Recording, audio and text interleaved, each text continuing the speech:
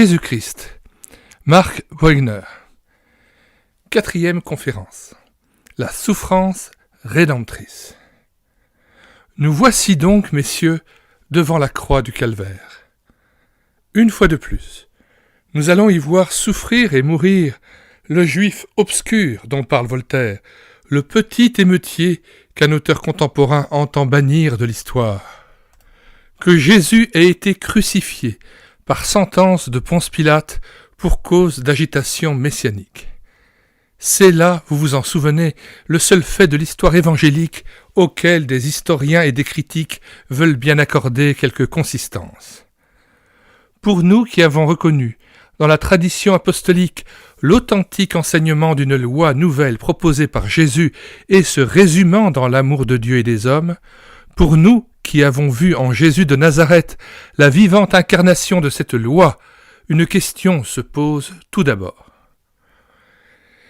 Comment se fait-il que le révélateur d'une loi d'amour si belle, si sainte, n'ait connu d'autre destinée ici-bas qu'un supplice réservé aux pires criminels? Question dont la réponse nous aidera peut-être à résoudre un autre problème. Pourquoi, depuis 19 siècles, l'humanité chrétienne, à quelque confession qu'elle se rattache, apporte-t-elle à la mort du Christ une signification rédemptrice? Pourquoi la croix apparaît-elle à un si grand nombre d'hommes comme la solution donnée par Dieu au problème de leur salut? Première partie. Jésus, dès le début de son ministère, enseigne aux hommes que leur vraie destinée est de vouloir ce que veut pour eux le Dieu qu'il leur apprend à connaître comme le Père. En vivant au milieu d'eux, il leur révèle la pensée de Dieu à l'égard de l'homme.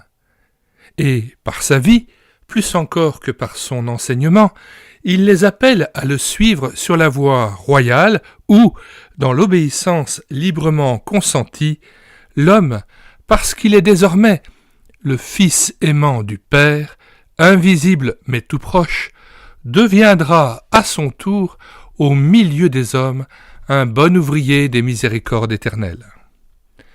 Qu'un tel enseignement ait fait tressaillir d'espérance des cœurs altérés de justice et d'amour, qu'il ait même soulevé l'enthousiasme de la foule qui s'attachait au pas de Jésus, les évangiles, messieurs, nous en apportent le vivant témoignage. Plus encore, que le rayonnement d'une âme si sainte, si aimante, ait attiré tout d'abord un grand nombre d'hommes à Jésus, les évangiles nous permettent de l'entrevoir, et ils témoignent des attachements passionnés, des tendresses humaines qui ont non seulement accompagné Jésus pendant la première partie de son ministère, mais qui semblent l'avoir suivi jusqu'à Jérusalem, et quelques-uns, tout au moins, jusqu'au calvaire. Toutefois, les évangiles nous montrent d'autres côtés de la réalité. La loi d'amour, révélée et vécue par Jésus, proposée par lui à son peuple, est aussi une loi de sainteté. Parce qu'elle veut l'homme tout à Dieu, elle le met en face d'exigences devant lesquelles hésite, puis recule et se dérobe enfin l'amour qu'il se porte à lui-même. De ces hésitations, de ces reculs, de ces éloignements de certains qui semblaient avoir accueilli l'enseignement du Maître, l'histoire évangélique conserve maint exemple. Ah, je le sais, l'on peut dire qu'il y a eu un malentendu. Jésus s'est heurté à des hommes qui attendaient de lui autre chose que ce qu'il leur a apporté. Dans une certaine mesure, cela est vrai. Les propres disciples de Jésus n'ont-ils pas été, malgré toutes les précautions qu'il a pu prendre, séparés de lui et jusqu'à la dernière heure, par un douloureux malentendu que tous ses efforts pour le dissiper n'ont pas pu faire disparaître avant la croix? Lorsque Pierre, au moment même où il vient de proclamer la messianité de Jésus, s'indigne à la seule pensée que le Messie puisse subir les souffrances et la mort dont le Maître entretient pour la première fois ses disciples, il est dominé par une conception messianique qui, assurément, peut se réclamer de l'enseignement des prophètes, mais qui, par le mélange de rêves religieux et d'ambitions temporelles qu'elle présente, n'en apparaît pas moins à Jésus comme une tentation de Satan. Matthieu 16, versets 22-23. Et lorsqu'à la veille même de la mort de Jésus, ses disciples se chicanent sur des questions de préséance, Marc 11, verset 35, ou discutent sur leur grandeur personnelle, Marc 9, verset 34, ils ne renoncent pas encore à espérer, pour leur maître et pour eux-mêmes, la gloire humaine et la puissance politique. Et c'est en vain, semble-t-il, que Jésus cherche à les préparer à comprendre la signification de sa mort toute proche. Toutefois, ce n'est pas là la cause profonde de l'opposition croissante que rencontre, de la part de ceux qui écoutent Jésus de Nazareth, la loi d'amour et de sainteté qui est au centre de son enseignement. Ces auditeurs, ai-je dit, attendaient autre chose que ce qu'il leur a apporté. Son amour les attire, oui, sans doute, mais la sainteté de son regard, qui va droit au fond des consciences, les gêne. La clairvoyance avec laquelle il décèle l'obstacle ou l'interdit intérieur qui s'oppose en tel ou tel d'entre eux, à ce qu'ils répondent joyeusement et pleinement à son appel, les inquiète et les éloigne. La sûreté avec laquelle il décèle leurs pensées mauvaises les met mal à l'aise. Et comment, au surplus, se prêterait-il à des exigences telles que celles-ci devant lesquelles, avouons-le, nous reculons nous-mêmes? Si ton œil droit te fait tomber dans le péché, arrache-le et jette-le loin de toi. Si ta main droite te fait tomber dans le péché, coupe-la et jette-la loin de toi. Matthieu 5, versets 29 et 30. Ainsi naissent des résistances, se précisent des refus, s'organise une opposition qui montre une fois de plus à quel point il était vrai de dire que Jésus serait un signe de contradiction. Il semble que sa sainteté, par cela seul qu'elle s'affirme, provoque l'affirmation contraire du péché. Combien sont significatives à cet égard les paroles qui s'échappent des lèvres d'hommes en qui les puissances démoniaques manifestent leur force. Qu'y a-t-il entre nous et toi, Jésus de Nazareth?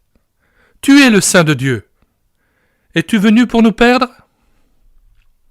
Marc 1, verset 24. Qu'était donc le péché aux yeux de Jésus? Infiniment plus que la transgression d'un commandement déterminé. Les péchés, actes extérieurs et intérieurs de désobéissance à la volonté de Dieu, sont, sur un point particulier, des manifestations du péché. Le péché pour le Christ, c'est tout d'abord l'acte par lequel on se ferme à Dieu pour être et pour vivre pour soi-même. Il est donc la négation de la loi de la vie telle qu'elle s'est révélée à nous et qui implique que l'homme ne peut réaliser sa destinée, être ce que Dieu l'appelle à être, que s'il demeure en contact étroit avec la source de la vie qui est Dieu. Le péché est la rupture des solidarités voulues de Dieu. Il est, comme le dit un jour Fallot, le grand isolateur, qui sépare tout ce que Dieu veut unir et unit dans une solidarité maudite ce que Dieu entendait séparer. Il y a plus. Le péché, pour Jésus, n'est pas seulement détermination de la volonté humaine. Si l'homme se dérobe aux appels de Dieu, s'il repousse ses offres, ce n'est pas simplement non plus parce que les détermination des générations passées se sont fixées dans des habitudes mauvaises, constituant une nature humaine pécheresse, dont, désormais, les impulsions, les instincts, les tendances font contrepoids aux aspirations les plus nobles de l'âme humaine et paralysent d'avance ce qui subsiste en elle de bonne volonté. C'est aussi parce que l'homme subit, parce qu'il écoute les sollicitations d'une puissance malfaisante. Il y a, pour Jésus, un prince de ce monde, une puissance satanique qui mène dans l'univers la bataille contre Dieu. Et lorsque Jésus rencontre sur sa route des âmes que cette puissance a réussi à s'asservir, il frémit parce qu'il y voit un signe irrécusable de l'action maudite de celui qu'il appelle Satan. Mais aussi lorsque lui-même ou ses disciples apportent à des âmes, jusqu'alors esclaves, le secret des victoires décisives, Jésus tressaille d'espérance et de joie dans la certitude que Dieu aura le dernier mot. « Je voyais Satan, s'écrie-t-il, tomber du ciel comme un éclair. » Luc 10, verset 18. Si c'est bien ainsi que Jésus envisage le péché, qu'étaient à ses yeux les hommes en qui le péché affirme sa puissance? Des victimes? Oui, certes. Savoir, c'est avoir pitié, a-t-on dit. Et parce que Jésus savait d'une science certaine de quel poids les habitudes coupables des générations passées pèsent sur les volontés humaines, quelle force ont les instincts et les tendances qui entraînent l'homme à se vouloir et à s'aimer lui-même plus que tout. Il avait compassion de la multitude de ceux en qui, tout d'abord, il voyait des victimes.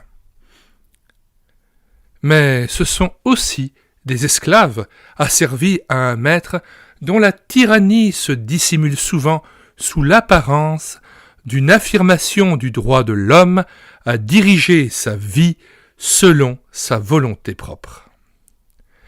Et ce sont encore des coupables, coupables en raison des choix faits dans certaines circonstances, des complicités secrètes par lesquelles la volonté humaine adhère parfois d'avance aux sollicitations du mal, des désobéissances conscientes, des capitulations qui auraient pu ne pas survenir. Lequel de nous, messieurs, regardant en lui-même, nous ne pouvons voir dans les autres, oserait dire que Jésus s'est trompé? Lequel de nous, essayant de rentrer en lui-même pour parler avec la parabole de l'enfant prodigue et d'accomplir ce voyage intérieur par lequel un homme, descendant dans les régions les plus obscures de sa conscience, est conduit à regarder en face et à soupeser à la lumière de la sainteté de Dieu les déterminations qu'il a pu prendre dans le passé, oserait dire que, dans certaines circonstances, il ne s'est pas senti libre de faire autrement qu'il n'a fait et n'a pas eu le sentiment très net qu'en accomplissant un certain choix, il a manqué à une obligation qui s'imposait à sa conscience. Victime, esclave, coupable et perdu. Voilà le mot qu'il faut employer si l'on veut savoir ce que Jésus pensait des pécheurs, dans l'intimité desquels il vivait, parce que, plus que d'autres encore, ils avaient besoin d'entendre l'appel à la repentance. Si déplaisant peut être que ce mot soit à nos oreilles, nous devons l'employer ici. Les pécheurs, aux yeux de Jésus, sont perdus, oui, perdus pour Dieu, dont ils sont séparés par un abîme que son amour, tant qu'ils persistent dans leur désobéissance, ne peut pas combler. Perdus pour les hommes, au service desquels ils ne peuvent apporter des énergies intactes et des volontés bonnes, puisqu'ils sont divisés en eux-mêmes, et que la recherche d'eux-mêmes stérilise leurs efforts en apparence les plus désintéressés. perdus tout d'abord pour eux-mêmes, puisqu'ils n'ont pas reçu de Dieu la possession d'eux-mêmes, que le péché exerce sur leur vie sa puissance dominatrice, et que, par cela même, tournant le dos à leur destinée, ils marchent vers la mort spirituelle. C'est cependant à ces hommes perdus parce qu'asservis au péché que Jésus enseigne la loi nouvelle.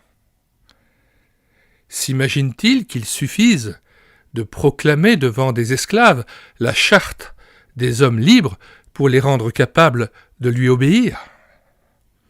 Jésus sait que ce dont les hommes ont besoin, ce n'est pas d'une règle de vie, à quoi leur bonne volonté suffirait à soumettre leur existence. Ce dont ils ont besoin, c'est d'un libérateur. Non, messieurs, il n'y a pas trace chez Jésus de l'ironie cruelle de l'homme, maître de lui-même, qui donne à un troupeau d'esclaves la vision d'une liberté qu'ils seront à jamais impuissants à conquérir. Parce qu'il croit en Dieu, parce qu'il le connaît, il ne cesse pas de croire en l'homme, en la destinée à laquelle Dieu appelle l'homme. Il croit donc au salut de l'homme, à son salut nécessaire, à son salut possible, au salut de l'homme voulu et entrepris par Dieu. Ce salut que Jésus sait être la volonté de son Père, il sait aussi qu'il est venu, lui, pour l'accomplir. Il est venu, dit-il, chercher et sauver ce qui était perdu. Matthieu 18, verset 11. Comment exprimer la grandeur du salut dont, en face de la puissance effroyable du péché, Jésus affirme la réalité? Qu'on se garde de le réduire au pardon du pécheur coupable, à la délivrance de la condamnation qui ne peut pas ne pas frapper le péché, ou à la promesse d'une vie bienheureuse, par-delà la mort. Le salut, c'est assurément, tout d'abord, le pardon du passé. Mais c'est aussi dans le présent la libération des puissances qui voilaient la vérité divine, paralysaient la volonté et empêchaient l'homme de répondre à l'appel de Dieu. C'est la restauration de l'homme dans la communion du Père et dans la communion de ses semblables. C'est l'avènement de l'homme à l'humanité telle que Dieu la veut. C'est la plénitude de vie, dans la vérité, la sainteté et l'amour, à quoi il aspire de toutes les forces de son être. C'est la vie éternelle.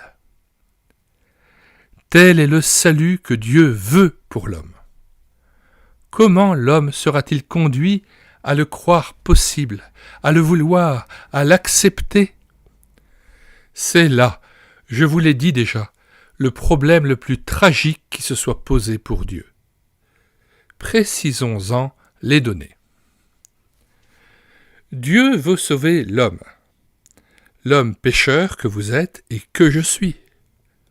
Peut-il le sauver sans que l'homme s'en soucie, sans qu'il y consente, sans qu'il participe au salut qui lui est offert, tout au moins par sa libre acceptation? Poser la question, c'est y répondre.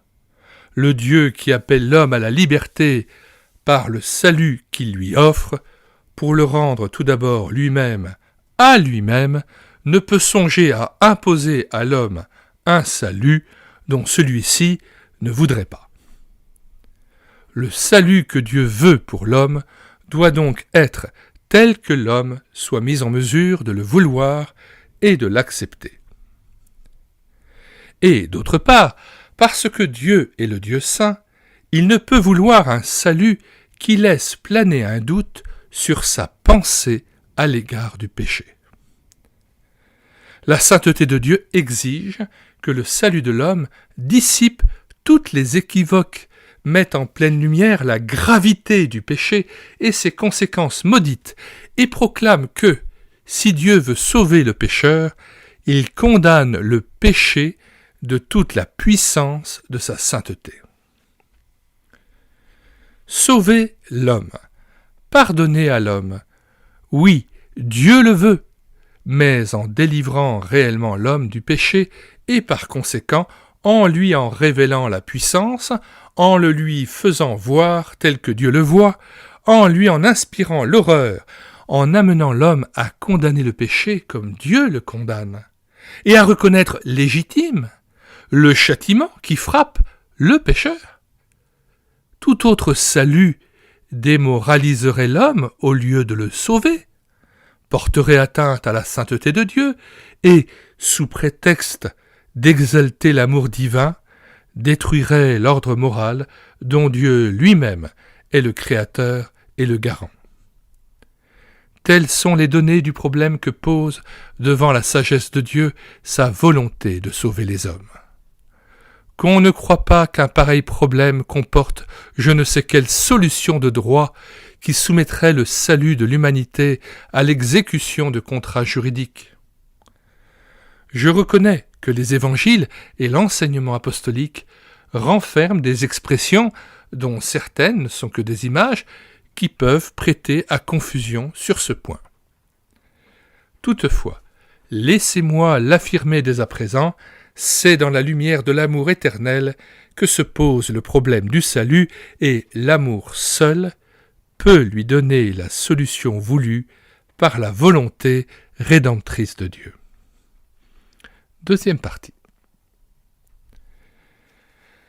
De cette volonté éternelle du salut de l'homme, les prophètes, messieurs, avaient eu le pressentiment, alors qu'eux aussi, eux, déjà, s'étaient heurtés à la puissance du péché.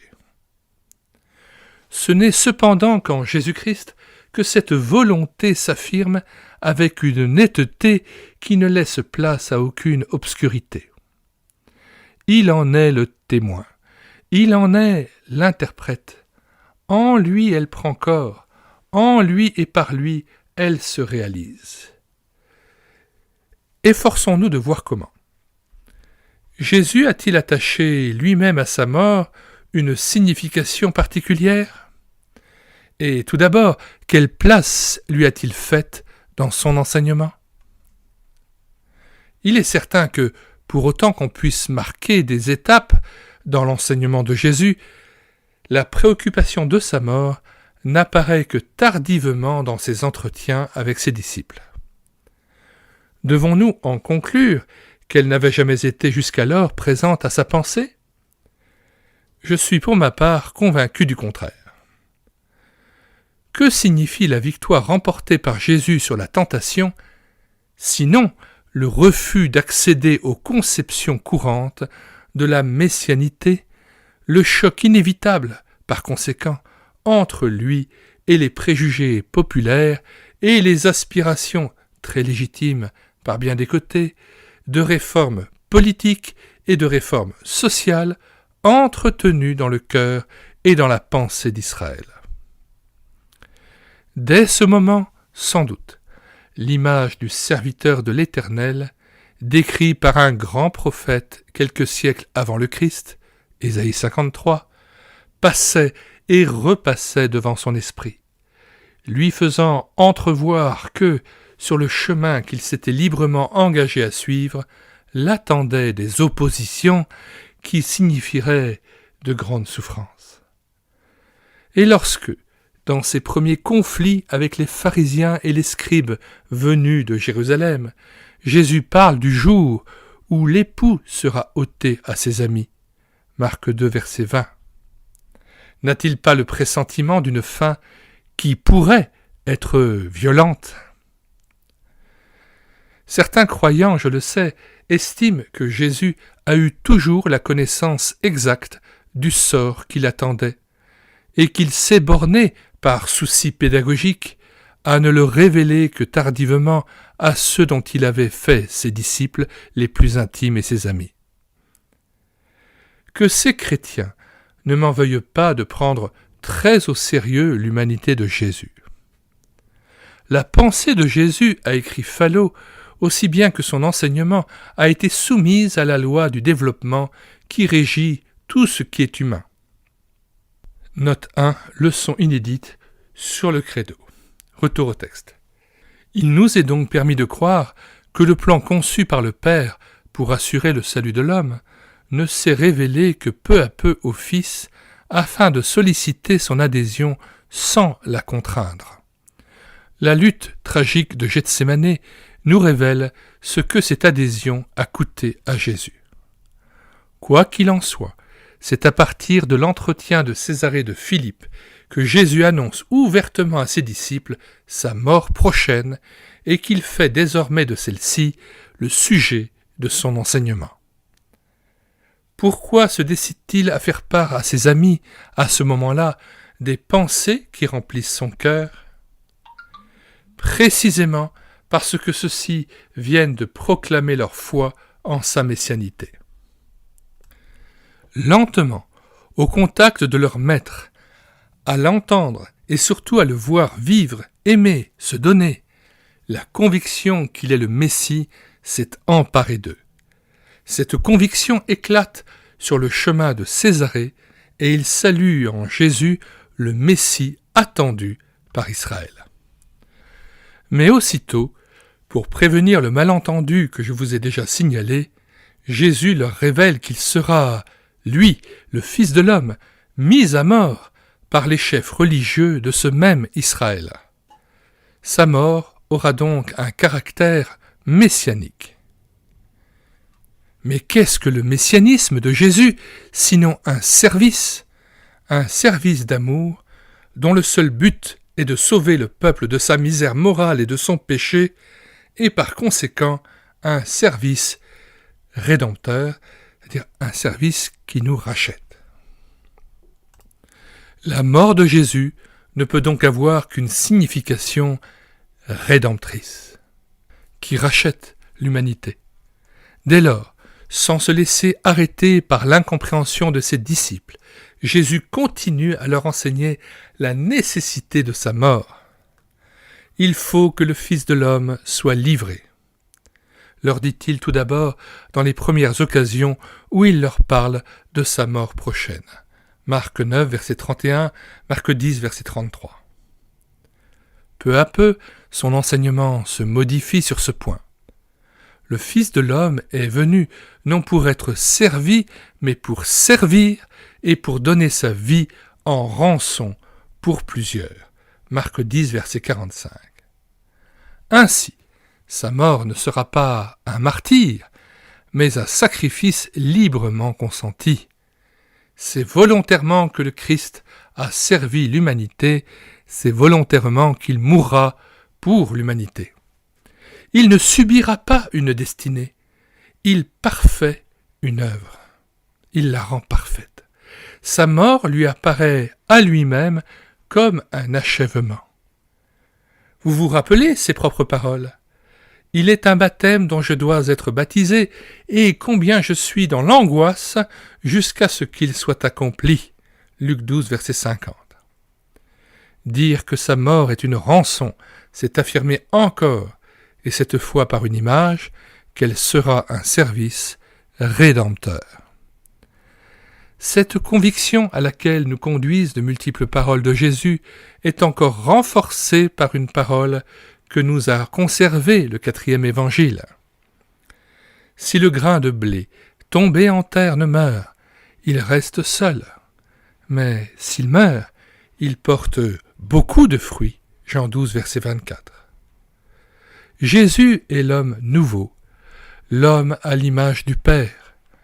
Mais il ne veut l'être, il ne l'est que pour que d'autres puissent le devenir. Le fruit de ses labeurs d'amour doit être une humanité nouvelle. Sa mort et sa mort seule en rendra possible l'apparition. Cet enseignement de Jésus sur sa mort, vous le savez tous, culmine dans les paroles et les gestes de l'institution de la Sainte Seine. Sans doute, entre les récits que nous pouvons avoir de la Sainte Seine, apparaissent sur plusieurs points des différences. Mais leur accord sur l'essentiel nous permet suffisamment de saisir la vérité que Jésus s'efforce de faire pénétrer dans l'âme de ses disciples. Sa mort est un sacrifice qui inaugure une alliance nouvelle. Elle mettra donc fin à l'ancienne alliance fondée sur la loi entre l'Éternel et Israël. Elle sera le point de départ d'une relation nouvelle entre Dieu et les hommes.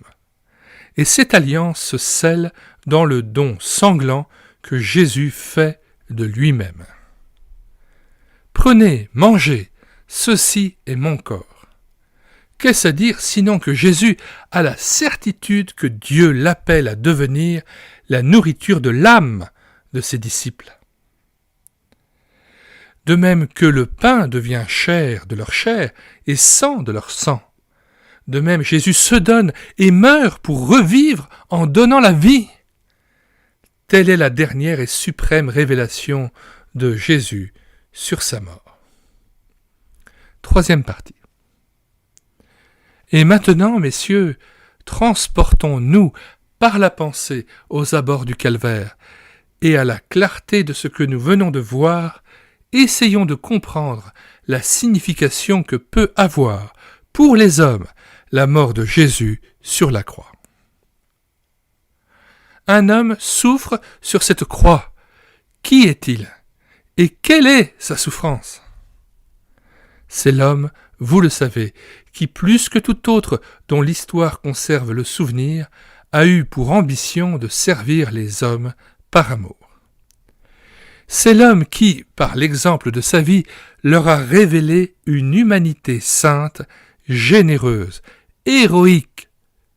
C'est l'homme qui s'est penché sur toutes les souffrances humaines, qui a touché les plaies les plus hideuses, d'une main délicate et fraternelle, qui a guéri, délivré, relevé, rendu le courage de vivre, semé à pleine main l'espérance et l'amour.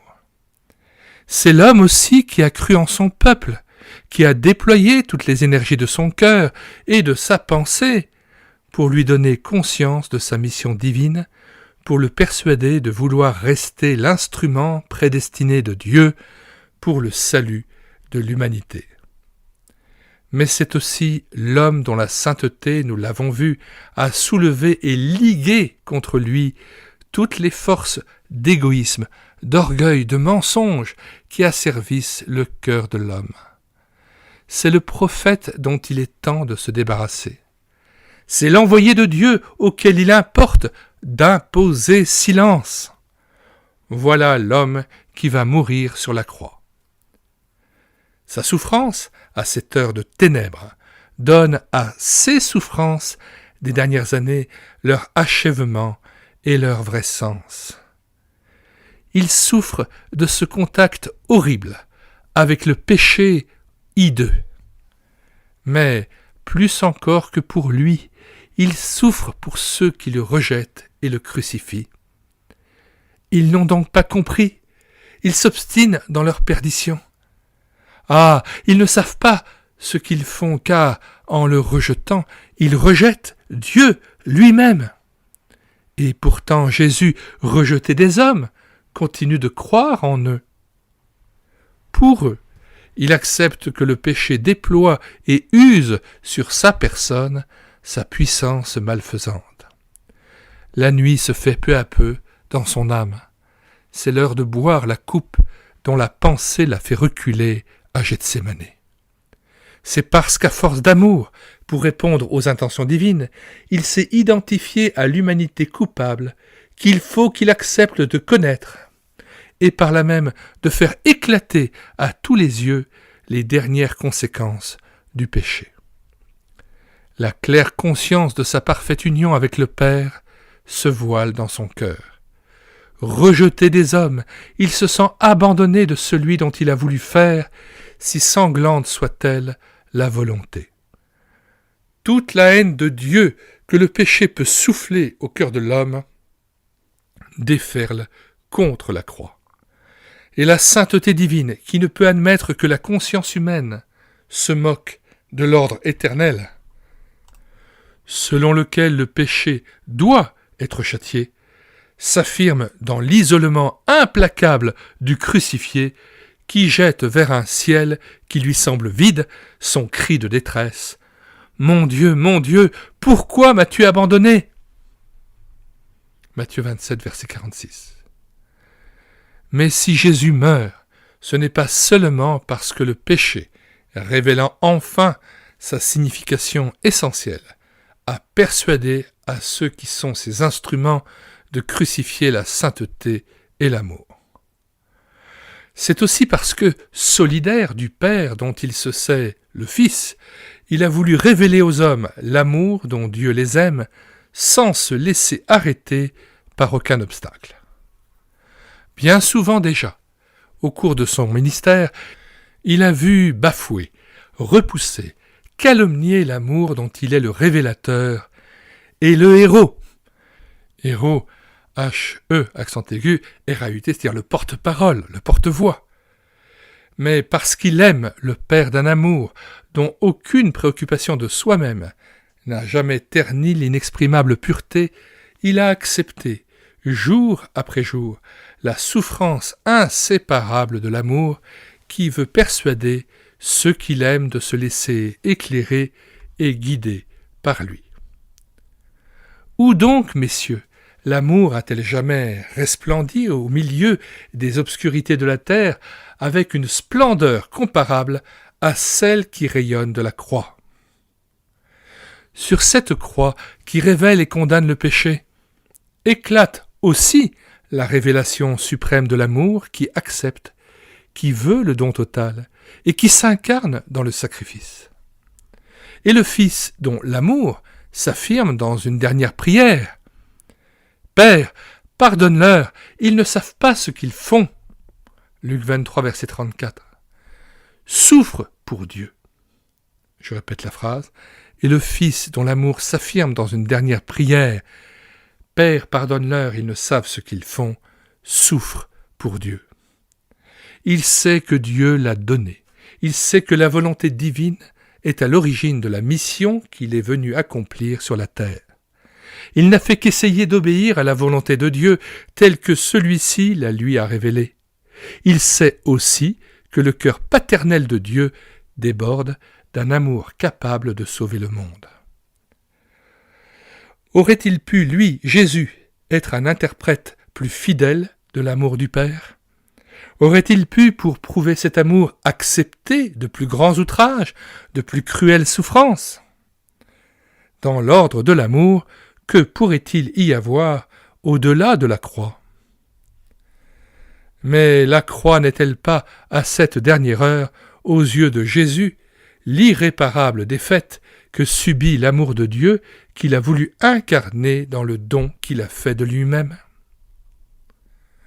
Vous savez que non, messieurs, puisqu'au dernier moment, Jésus, dont la lumière qui illumine de nouveau son âme, remet son esprit entre les mains du Père, non seulement avec une entière soumission, mais avec une absolue confiance.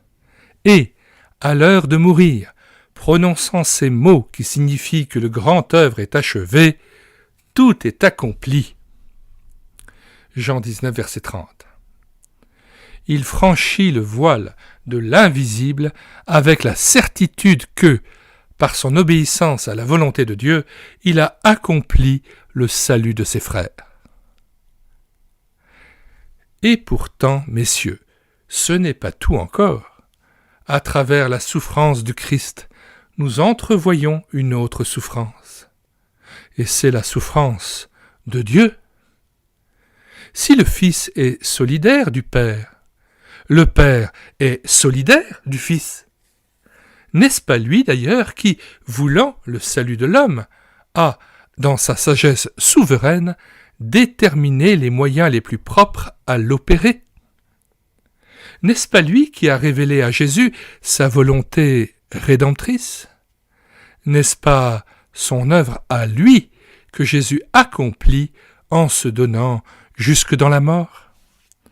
Et c'est pourquoi, derrière sa souffrance sainte, que le Christ met au service des miséricordes infinies, se laisse entrevoir la souffrance de Dieu.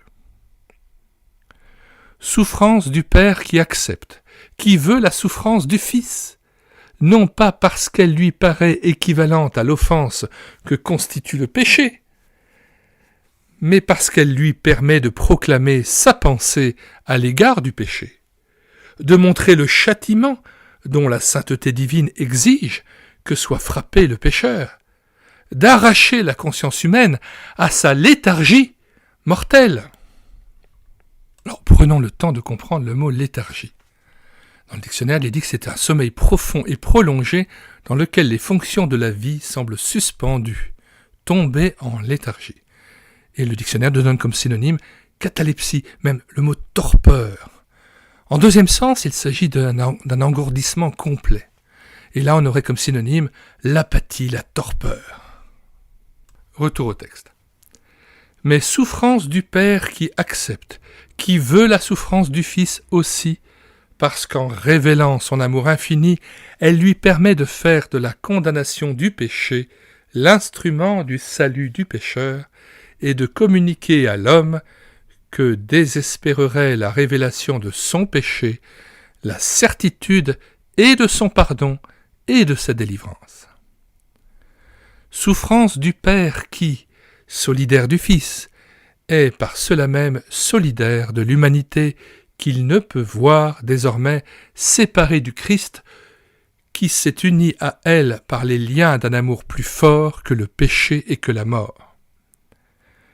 Souffrance de Dieu qui, s'engageant dans l'aventure redoutable du salut d'une humanité que le péché sépare de lui, satisfait tout à la fois aux exigences de la sainteté et à celles de l'amour, en acceptant de souffrir lui-même dans la personne du Christ, en acceptant que, par amour et rien que par amour, le Christ prenne sur lui les conséquences dernières du péché des hommes et soit sur la croix l'homme-humanité avec qui et en qui le péché est crucifié et expié. Supprimez l'amour, a dit Phallot, et tout devient monstrueux. Faites intervenir l'amour, et tout change. Non, l'amour divin n'est pas l'arbitraire, il se tient lieu de loi à lui-même. Que dis-je? Il est la loi des lois, il est l'ordre éternel, l'harmonie suprême, car il est la justice toute palpitante d'humanité. Note 1, la religion de la solidarité, page 327. Retour au texte. Sur Golgotha, c'est l'amour qui commande, et l'amour qui obéit. Ce qu'aucune loi n'a le droit d'exiger, l'amour a le droit de l'inspirer, et l'amour a le devoir de l'accomplir. Il faut vraiment n'avoir rien pressenti des sanglants privilèges de l'amour pour s'offusquer à la pensée que, sur la croix, Dieu a substitué le saint et le juste à l'humanité coupable. N'est-ce pas d'un point de vue tout semblable que le père Labertonnière interprète la croix du calvaire lorsqu'il écrit « Le Christ n'a pas subi une destinée plus forte que lui. Il a pris à sa charge, sachant ce qu'il faisait, toute l'humanité et toutes ses misères, l'humanité de chacun de nous et les misères de chacun de nous. C'est tout cela qui a constitué son agonie. C'est avec tout cela qu'il a accompli son sacrifice, qui est essentiellement un acte d'amour. Il n'est rédempteur de chacun de nous que parce qu'il a voulu l'être. Telle est, dans quelques-unes de ses implications essentielles, la révélation que nous apporte la croix.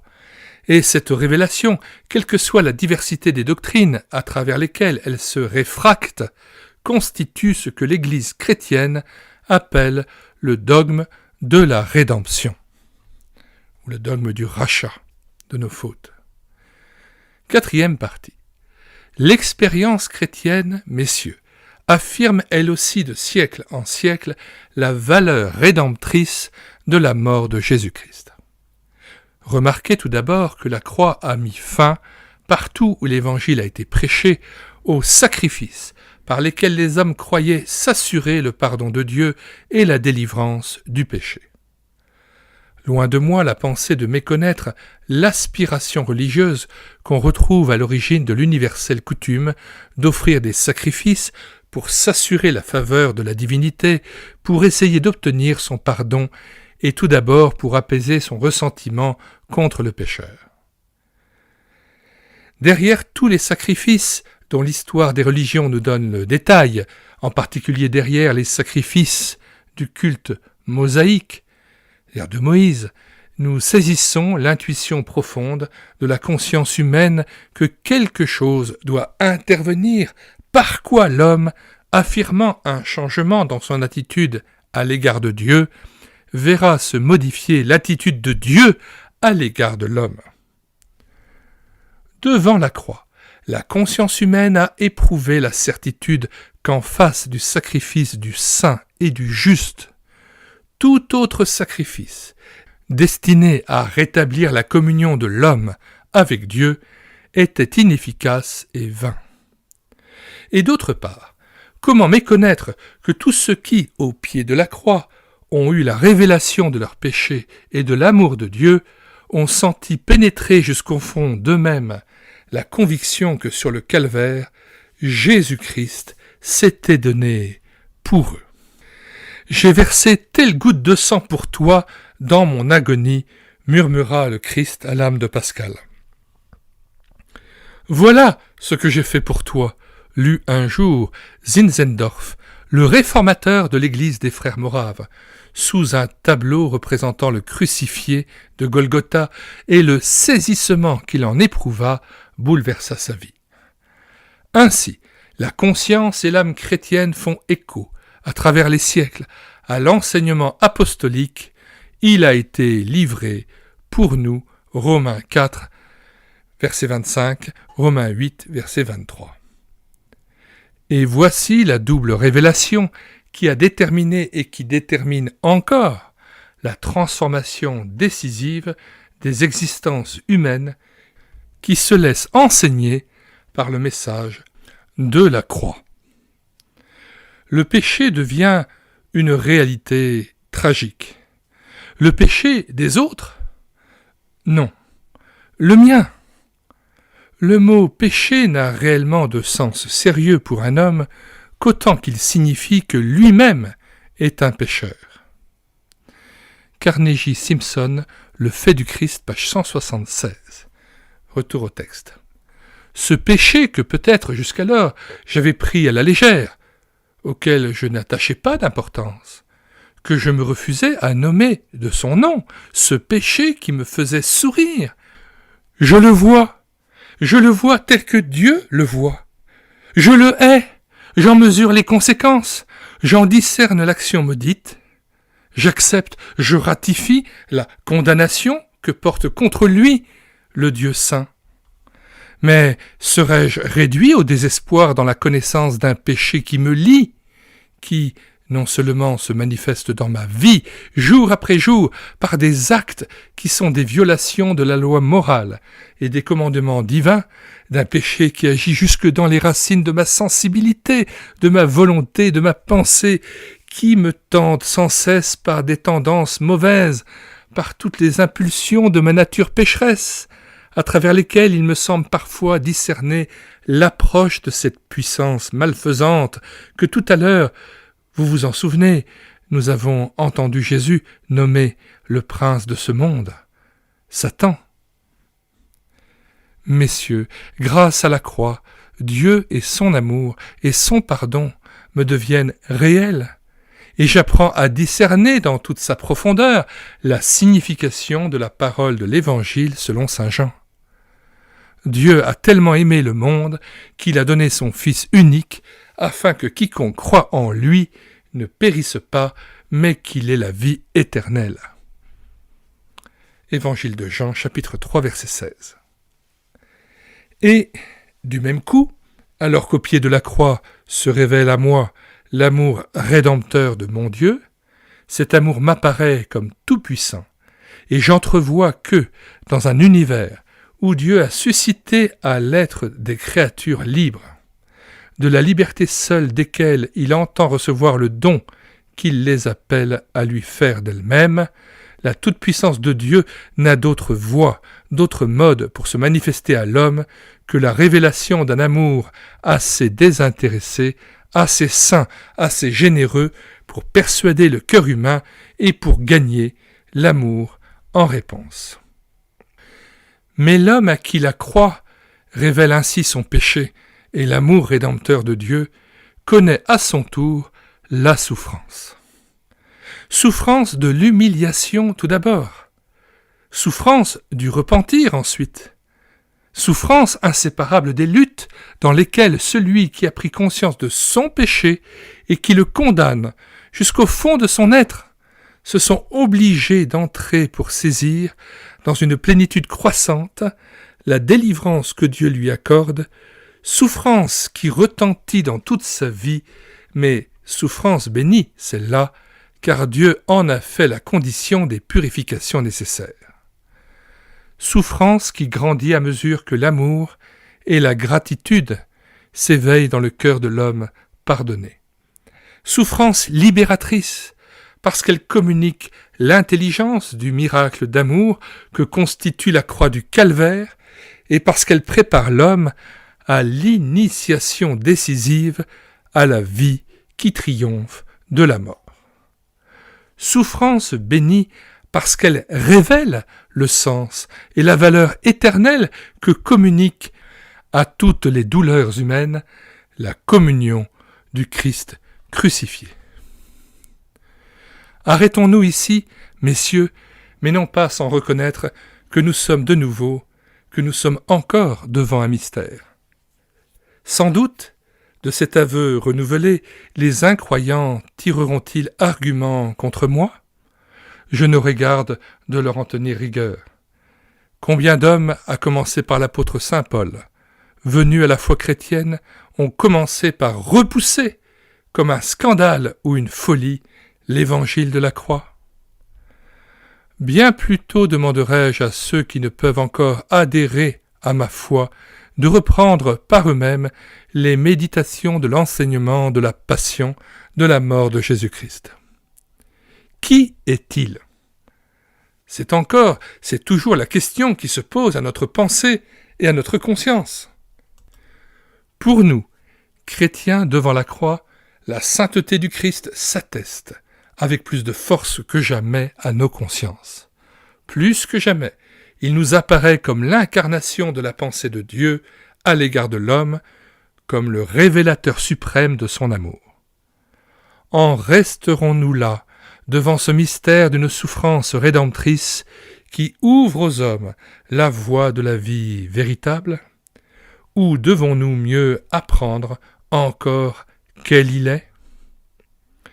Dans la lumière de Pâques, qui déjà se lève pour nous sur le calvaire, éclairant la mort, la passion et la vie tout entière de Jésus-Christ, nous chercherons une réponse à l'interrogation qui subsiste dans notre esprit.